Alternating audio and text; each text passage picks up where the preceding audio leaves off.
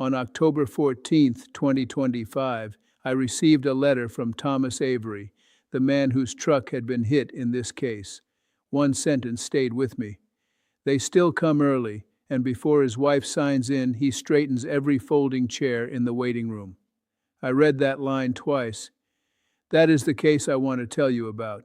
I want to tell you how we got there, because when Daniel Mercer first came across my desk, he did not arrive as a man straightening chairs in a dialysis clinic. He arrived as a file with 2 misdemeanor charges, 1 dented truck, 1 cracked taillight, 1 suspended license, and a note that said the victim was present and wanted to speak. On paper, it looked small. On paper, many cases do. Subscribe. The stories I want to tell are not always about the worst of what I have seen. Sometimes, not often, but sometimes, they are about the moments that made me glad I was in that room. Subscribe for those moments. This is one of them. Daniel Mercer was 41 years old when he stood before me. He wore a blue shirt that had been pressed with care, though the collar had gone soft with years. Before the hearing began, he pulled out a chair for his wife, set her cane so it would not slide, and unscrewed the cap on her water bottle before he sat down himself. He did not do it to be watched. I know the difference. I did not begin with what he had done. I began with who had done it. Daniel looked tired in the way working people look tired when sleep has been cut up by worry instead of work. His knuckles were dry and split from cold air and soap. When the clerk called his name, he stood up fast, then turned first to make sure his wife could reach the table edge. That did not excuse a thing. It did tell me I was looking at a whole person. His wife, Lena Mercer, was 38. She had end-stage kidney disease and needed dialysis 3 mornings a week. She sat quietly at counsel table in a brown cardigan with both sleeves pulled over part of her hands. Twice before testimony began, Daniel leaned toward her and asked if the vent above them was too cold. The second time, she smiled without looking at him and said, "I'm all right if you're here." I heard it from the bench. So did half the room. Thomas Avery, the victim, was 58 and worked maintenance at Pine Street Dialysis Clinic. He did not enter that courtroom asking me to throw the hardest thing I could at Daniel. He entered carrying a repair estimate folded into fourths and a face that told me he had come to be direct, not cruel. What I noticed most was where his attention went. It did not stay fixed on Daniel. It moved more than once to Lena. When Thomas spoke, he gave me one of the clearest sentences I heard that month. He said, "I wanted my truck fixed. I did not want her ride to treatment to become a jail sentence." He did not say the damage did not matter. He did not say the fear in that parking lot did not matter. He said exactly what he needed. That kind of clarity helps a court more than anger usually does. The incident happened on Monday, November 18th, 2024 at 6:42 a.m. in the parking lot of Pine Street Dialysis Clinic at 214 North Pine Street in Riverton. It was still dark enough outside that the security camera showed headlights sliding over wet pavement. Daniel was driving a 2008 Honda Accord on a suspended license. The ride service that usually took Lena to treatment had canceled just after 6 a.m. Daniel turned too sharply into the row closest to the entrance. His front bumper clipped the rear left corner of Thomas Avery's parked Ford Ranger, cracking the taillight and scraping the panel. He stopped for a moment, then he pulled forward toward the drop-off lane. That part matters, not because it makes what followed better, because it marks the exact place where panic entered and judgment left. When Daniel testified, he did not deny the collision. He said, "I knew I hit it. I also knew if she missed that chair, she would pay for it in her body, not just on a schedule." He helped Lena out, got her through the clinic doors, signed her in at 6:47, and then went back outside. Instead of staying where he should have stayed, he drove off, circled the block, called his brother, and returned at 7:03. By then, Thomas had already reported the damage, so yes, he left the scene, and yes, he came back. Both were true. That was the shape of the case from the start. Real harm, real fault, real fear, real return. Subscribe before I keep going. I made a choice in this case that I want to explain fully. Subscribe now, because the reason I made it is coming, and I want you to be here for the whole explanation. The first papers I saw gave me the narrow version of the morning. driving under suspension, leaving the scene of an accident involving property damage, estimated repair costs, prior unpaid traffic fines. The file told me nothing about Lena's treatment schedule. It told me nothing about the waiting room at Pine Street. It did not tell me Daniel had mailed Thomas a cashier's check for $300 before the second hearing date. Files are often clean in the wrong places. One tool I was glad to have was the ability to order a pre-sentence investigation before final sentencing. In plain language, that meant I could slow the case down and learn more before deciding what part of the legal range should actually land on this family. I did not have to sentence a headline. I could sentence a person. That is not softness. That is the work. Discretion in this case meant I was allowed to consider whether every available day in jail would do more good than a strict structure outside jail. It allowed me to weigh the victim's position, the defendant's conduct after the crash, the prior record, the medical reality in the home, and the evidence of whether this man could follow a demanding plan if I built one. Strict rules matter. So does knowing where the rules leave room for judgment. From the bench, I watch entrances closely. Daniel and Lena came in slowly, but not in a staged way. They moved at the speed of the weaker body between them. Daniel carried a gallon zip bag full of papers, pill bottles, a knit cap, and a wrapped sandwich. When he set the bag down, he put the sandwich nearest Lena without looking at her. Thomas came in 30 seconds later, took one look at their table, and sat down without performing his anger for anyone. Turn one came from a witness no one expected to change the shape of the case. Marisol Kent, the clinic receptionist, was there to confirm times. She did that. She was careful and plain. Then she was asked whether Daniel said anything when he brought Lena in after the crash. Marisol said, "He asked me if there was a chair where the air vent wouldn't hit her face." That was the sentence that turned the file into a person for me. It was not legally large. Humanly it was.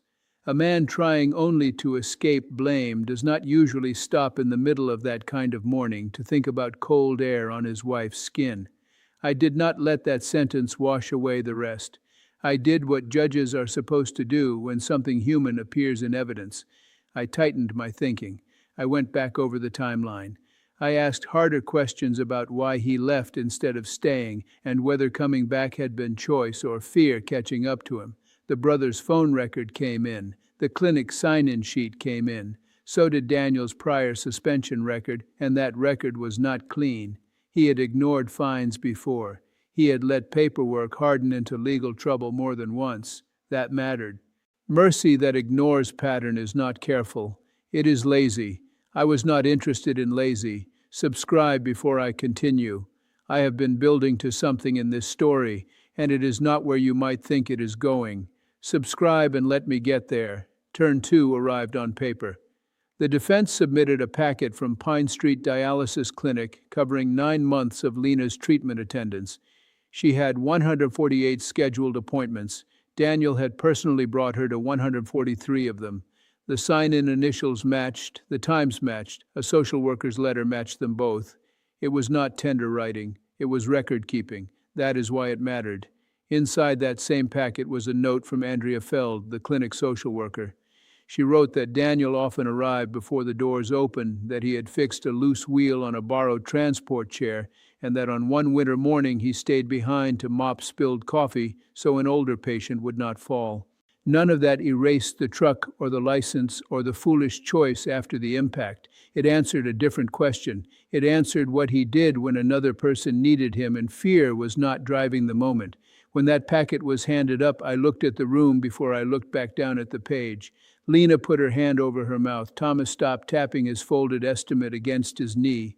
Daniel kept his eyes on the table. He did not reach for the paper. He did not lean into it. That told me something too. He was not trying to turn decency into currency. He was trying not to ask it to save him. That evidence did not tell me what to feel. It told me what I could do. Before I had it, I could justify a short jail sentence, restitution, and probation. After I had it, I could justify something more demanding in the long run. A sentence built around repair, lawful structure, and required usefulness in the same kind of place where the harm had happened. The defense lawyer, Naomi Price, helped rather than hurt. She did not pretend panic was virtue. She said, "I am not asking the court to call this good judgment. It was bad judgment layered on top of old neglect. That was honest." Then she said something I did not expect from counsel because it cut through her own easy argument. She said, "Mr. Mercer is dependable with people and careless with paperwork, and the law was broken by that carelessness long before that bumper hit that truck." I wrote that down too. There was one thing the defense got wrong.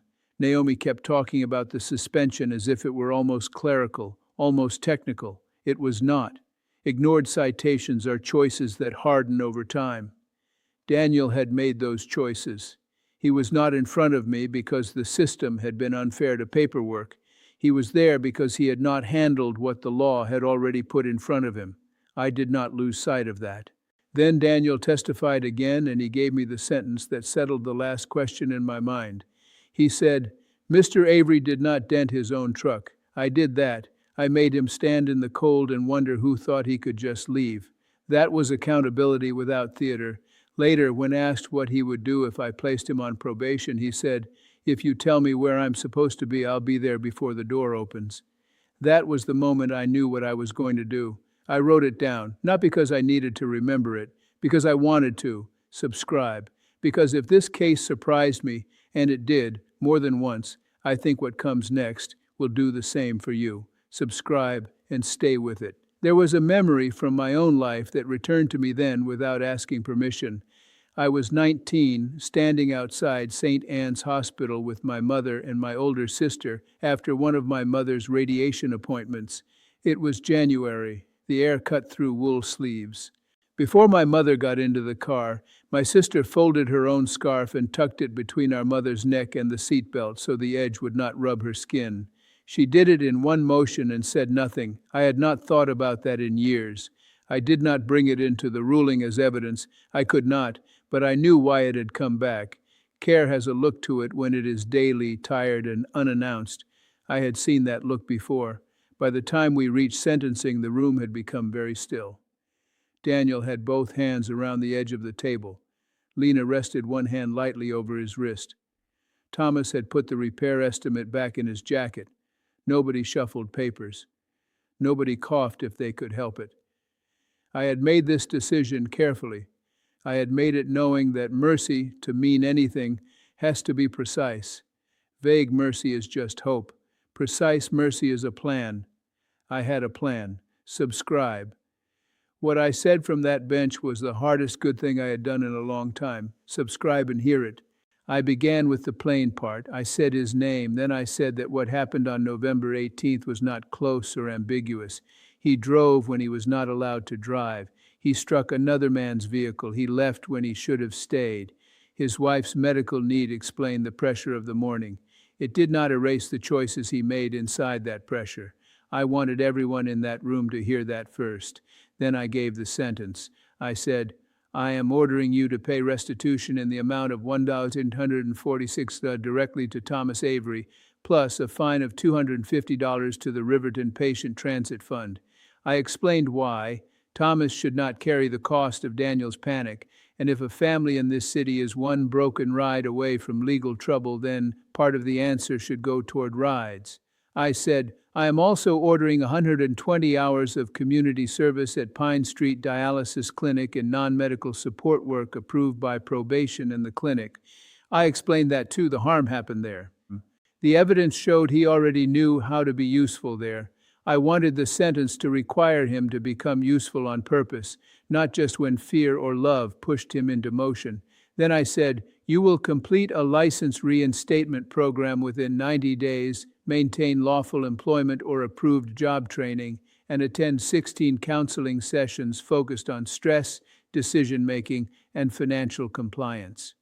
I said it slowly because each part had a job to do. The court had learned that Daniel could show up for a person.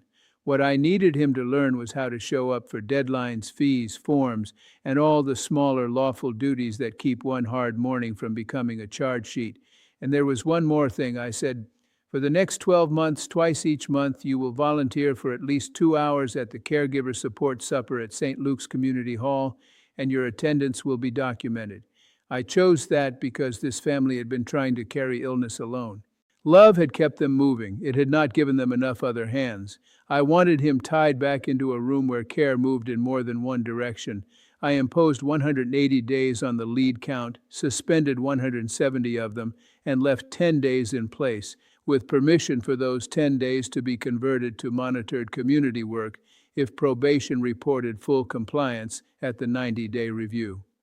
That was my benchmark. If by that date he had paid at least half the restitution, completed 40 service hours, begun counseling, and enrolled in reinstatement with no missed check-ins, I would reduce the remaining custodial portion to 0.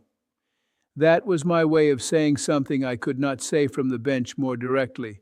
Then I addressed him as a person. I said, "Mr. Mercer, what you did cost another man time, money, and peace in a place where people are already carrying enough. Mr. Avery had a right to know who hit his truck and whether that person would come back." Then I turned to the truth the charges did not contain. I said, "Your wife's illness is not your defense, it is your context. Your choices are still your own, but the charges do not contain the whole of what I have seen about you." And then I said the plain sentence I was willing to stand behind. "I believe you can do this sentence well." I ended with the one sentence I most wanted him to carry out of that room. I said, "Be the man who comes back the first time." That was the end of my speech to him. The first reaction I noticed was not Daniel's, it was Thomas Avery's. He took the folded estimate from his pocket, looked at it for 1 second, and put it away again. Then he nodded once toward Daniel's table. I saw it. I stopped there. "Subscribe. I am about to tell you what happened after the sentence, whether this person did what I believed they would do. Subscribe so you are here for that part. It is the part I care about most." As the courtroom began to empty, Thomas crossed the aisle before the bailiff had fully opened the side gate. He took a business card from his wallet, held it out, and said, "My body shop guy is on the back. Tell him I sent you so you don't get charged twice." Daniel took the card with both hands. Lena put her hand on Daniel's sleeve and left it there. I remained on the bench long enough to see that. Before I stood, I laid my pen across the closed file instead of dropping it into the tray. Small thing. On that day, it felt like enough. On May 9, 2025, Daniel returned for review. He had completed 44 service hours, started counseling, enrolled in reinstatement, and paid exactly half the restitution on time.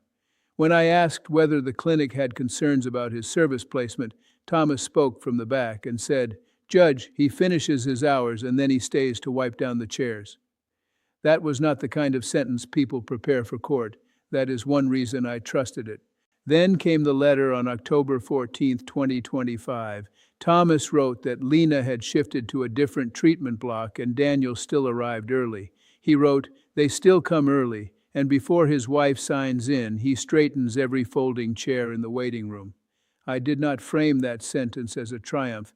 I simply read it and sat with it. One person, one date, one ordinary act he might not have been doing if the courtroom had chosen a different path. No appeal was filed. I will be honest about what that meant to me. It meant the sentence had landed as understandable, even to the person carrying it. In this work, that matters. Here is what I have come to believe because of this case. Mercy in court only means something when it is built like a structure strong enough to hold weight. It would have been easier to give a short jail sentence, say the formal words, and move on. Nobody questions that kind of ruling for being too careful. But a ruling can be tidy and still miss the living center of a case. This case asked more from me than distance. It asked me to read longer, listen better, and follow the facts all the way to the place they led, even though that place looked softer from outside the room than it felt from the bench. From the bench, it did not feel soft. It felt exacting. It required me to know what I was asking a man to become, not just what I was asking him to endure. If you have been in Daniel's position, if you have caused real harm, and you are waiting to know whether any path remains, I can tell you one thing I look for. I look for clean ownership that does not borrow another person's suffering as a shield. That is the sign that makes me consider something other than the maximum. If that is you, then start there. Name what you did, name who paid for it, Then begin repair before anyone calls you brave for starting. And if you have been in Thomas Avery's position, asked whether mercy is something you owe to a person who hurt you, I am not going to tell you what to want. I can only tell you what I have witnessed. When victims chose mercy in a careful way, it seemed to return some authorship to them, not peace on command, not forgetting, just the right to decide the shape of what came next. I return to the image I opened with because it is still the truest ending I know. They still come early, and before his wife signs in, he straightens every folding chair in the waiting room. That is why I told you this story. If you want to hear the others, and there are others, subscribe. That is all I am asking. Subscribe and stay. And if you leave a comment, leave it like you are entering a room where justice and humanity are allowed to sit together without speaking over each other.